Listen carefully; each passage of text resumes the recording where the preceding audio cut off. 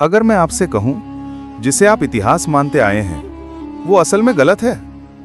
जरा सोचिए, हजारों सालों से जिन प्राचीन धर्म ग्रंथों को हम श्रद्धा से पढ़ते आए हैं, उन्हीं के अंदर लुके हैं कुछ अज्ञात रहस्य, ऐसे गुप्त संकेत जो इतिहास की पूरी तस्वीर ही बदल सकते हैं। इस वीडियो में हम उन सूक्ष्म कोड्स का पर्दाफाश करेंगे जो साबित करेंगे अतीत दरअसल था हमारी कल्पना से कहीं ज्यादा गहरा, कहीं ज्यादा रहस्यमय।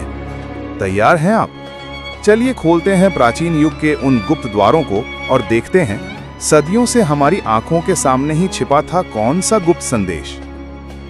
प्राचीन काल में ऋषि मुनि केवल कहानियां नहीं सुनाते थे, वे लिखते थे ऐसे संदेश जिनके भीतर छिपा था गहरा ज्ञान और अज्ञात शक्तियों का सूत्र। किसी ने कहा था, शब्द ही सृष्टि की पहली शक्ति है और उसी शब्द के भीतर छिपा है सृष्टि का रहस्य। गरुड़ पुराण में एक अद्भुत वर्णन मिलता है, मृत्यु के बाद आत्मा की यात्रा, यमलोक की ओर उसका मार्ग और उस यात्रा में आत्मा के देखे हुए प्रकाश द्वार या प्रवेश कोट का। कई लोग कहते हैं ये द्वार दरअसल एक खगोलीय सूत्र है जो आत्मा की शक्ति और ब्रह्मांड के ऊर्जा संबंध को समझाता है। भगवान श्री कृष्ण ने अर्जुन से कहा था, जो मुझे जानना चाहता है वे केवल शब्दों से नहीं, अपनी चेतना से मुझे पाता है।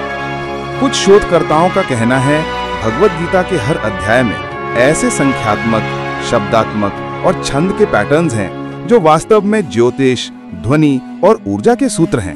ये सूत्र शायद हमारी चेतना और ब्रह्मांडीय ऊर्जा के रहस्य को उजागर करते हैं। सदियों से ये संदेश हमारी आंखों के सामने थे, पर हमने उन्हें केवल कहानियां समझा, उनके भीतर छिपे विज्ञान को नहीं देखा।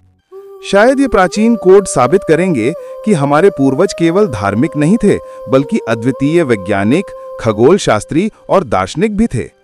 तो क्या ये शास्त्र केवल धर्म नहीं, बल्कि एक ब्रह्मांडीय संदेश है? शायद हमारे इतिहास का असली रूप अब भी अज्ञात है और वो रहस्य अब भी छिपा है हर प्राचीन श्लोक के शब्दों में, हर मंत्र के कंपन में और हर पुराण की छाया में। प्राचीन ऋषि मुनि कहते थे, ध्वनि ही शक्ति है और शक्ति ही सृष्टि। प्रत्येक मंत्र में एक विशेष कंपन छिपा होता है जो मानव मस्तिष्क, पानी के अणु और आसपास के ऊर्जा क्षेत्र को प्रभावित कर सकता है। आधुनिक विज्ञान अब ये खोज रहा है कि इन मंत्रों की ध्वनि तरंगों का साउंड फ्रीक्वेंसी थेरेपी के साथ अद्भुत मेल है। प्रत्येक देवता वास्तव में एक महाजागतिक शक्ति का प्रतीक है। जैसे शिव का अर्थ है विनाश नहीं, बल्कि रूपांतरण यानी ट्रांसफॉर्मेशन। ब्रह्मा का अर्थ है सृजन शक्ति, विष्णु का अर्थ है पालन और संरक्षण, पूरे ब्रह्मांड का संतुलन। ये तीन शक्तियां मिलकर होती हैं त्रिमूर्ति, जो आधुनिक वैज्ञानिकों की भाषा में कहें तो creation, preservation and transformation energy field है। प्राचीन भारतीय ग्रंथों में सूर्य को सिर्फ देवता नहीं बताया गया, बल्कि इसे सभी जीवन का स्रोत कहा गया है। सूर्य और ग्रहों की गति मानव मन, समय और ऋतुओं को नियंत्रित करती है, जिसे आज हम कहते हैं सर्केडियन रिदम। गरुड़ पुराण और सूर्योपासना के मंत्रों में इस संबंध का वर्णन है, जो आधुनिक ज्योतिष विज्ञान की सोलर रेजोनेंस अवधारणा के साथ मेल खाता है। वेदों में कहा गया है, जैसे सूर्य की किरण हर कण में प्रवेश करती है, वैसे ही ब्रह्म प्रत्येक जीव में प्रवाहित है। कुछ शोधकर्ताओं का कहना है ये ब्रह्म प्रवाह वास्तव में मानव शरीर के डीएनए रेजोनेंस फील्ड का प्रतीक है, अर्थात हमारी आंतरिक चेतना ब्रह्मांड के कंपन से जुड़ी हुई है।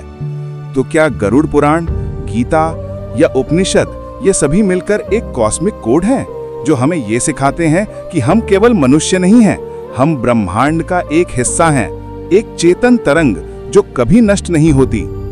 शायद हमारा इतिहास अभी समाप्त नहीं हुआ, बल्कि अब शुरू हो रहा है उसका नया पाठ। सब्सक्राइब माय चैनल देखने के लिए धन्यवाद। राम राम।